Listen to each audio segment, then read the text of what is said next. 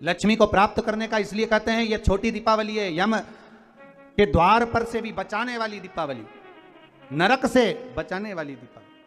आज जो दिए लगना है, आज जो दीप लगना है महाराज, एक दिया आटे का चौमुखी, 4 बत्ती का दीप लगाएं। उसमें चाहे तो सरसों का तेल डाल लें, तिल्ली का तेल डाल लें, चाहे तो उसमें मीठा तेल डाल लें, और 4 बत्ती उसमें होना चाहिए। थोड़ी सी पीली सरसों, अगर पीली सरसों हो तो पीली सरसों, नहीं हो तो काली सरसों उस दीप के अंदर डाल दीजिए महाराज।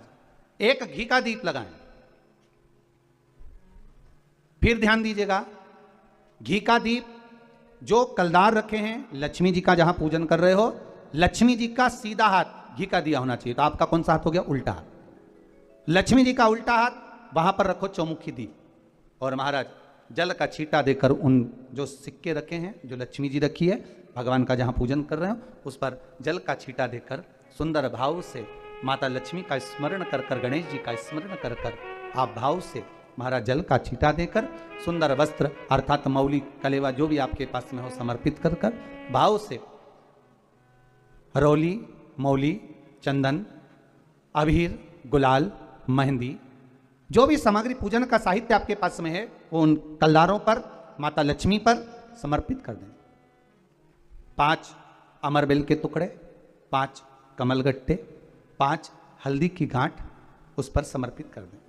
महाराज माता लक्ष्मी को मीठे का भोग लगा दें, और भोग लगाने के बाद में माता लक्ष्मी को प्रणाम कर कर, सुंदर जो चौमुखी दिया आपने बनाया है उसको तो वहीं रखे रहने दें।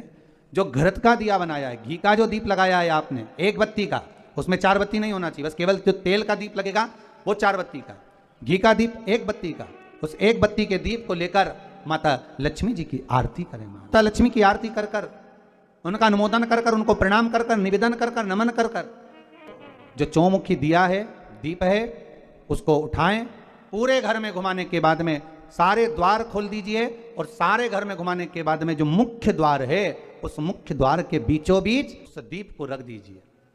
प्रणाम करिए, वापिस आ जाइए, द्वार थोड़ी देर खुले रखिएगा और माता लक्ष्मी का स्मरण करिएगा, माँ को प्रणाम करिएगा। माता लक्ष्मी के सम्मुख में अपनी झोली को पसार कर प्रणाम करें।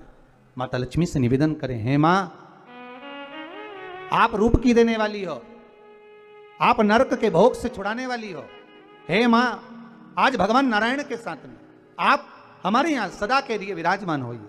सदैव अपने